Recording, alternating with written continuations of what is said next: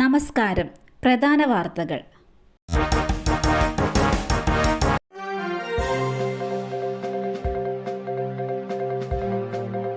മഴയൊഴിഞ്ഞ കളി പുനരാരംഭിച്ചു.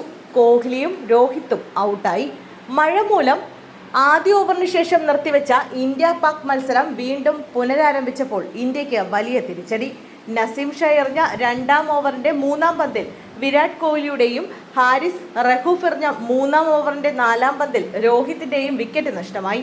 നസീം ഷായുടെ പന്ത് ഓഫിലേക്ക് അടിച്ച വിരാട് കോഹ്ലിക്ക് പിഴച്ചു. നസീം ഷാ വിരാടിനെ ഉസ്മാൻ ഖാന്റെ കയ്യിലെത്തിച്ചു. ഹാരിസ് റഹൂഫിന്റെ പന്തിൽ രോഹിത്തിന്റെ ഷോട്ട് ശ്രമം ഷഹീൻ അഫ്രീദിയുടെ കൈകളിലാണ് അവസാനിച്ചത്.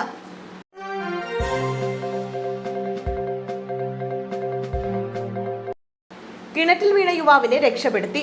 വീടിന് സമീപത്തെ കിണറ്റിലകപ്പെട്ട യുവാവിനെ അഗ്നിശമന സേനാംഗങ്ങൾ എത്തി രക്ഷപ്പെടുത്തി.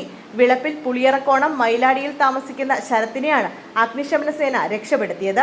ഇന്ന് രാത്രി 7:30-യോടെയാണ് അപകടം.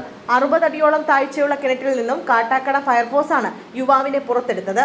മലയൻകീഴ് താലൂക്ക് ആശുപത്രിയിൽ പ്രവേശിപ്പിച്ച യുവാവിന്റെ ആരോഗ്യം തൃപ്തികരമാണെന്ന് ഫയർഫോഴ്സ് അറിയിച്ചു.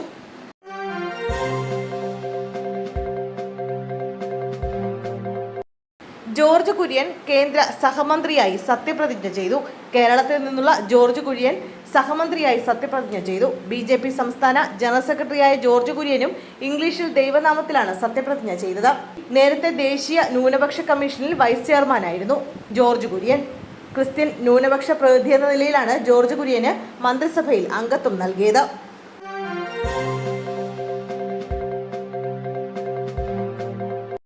സത്യപ്രതിജ്ഞാ ചടങ്ങിനെ തുടർന്ന് BJPയുടെ ആഹ്ലാദ പ്രകടനം. CPM പ്രവർത്തകർക്ക് മർദ്ദനം.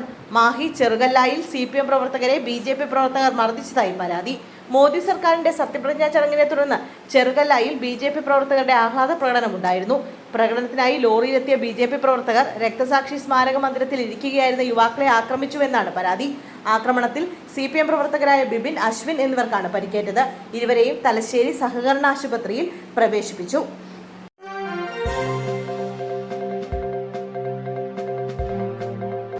കേന്ദ്ര സഹമന്ത്രിയായി സത്യപ്രതിജ്ഞ ചെയ്ത് സുരേഷ് ഗോപി. ക്യാബിനറ്റ് പദവിയില്ല. സിനിമയിലെ സൂപ്പർ സ്റ്റാർ ഇനി രാഷ്ട്രീയത്തിലും താരം. ഒടുവിൽ കേന്ദ്ര സഹമന്ത്രിയായി സുരേഷ് ഗോപി സത്യപ്രതിജ്ഞ ചെയ്തു. സുരേഷ് ഗോപിക്ക് ക്യാബിനറ്റ് പദവിയില്ല. ഇംഗ്ലീഷിലായിരുന്നു സുരേഷ് ഗോപി സത്യവാചകം ചൊല്ലിയത്.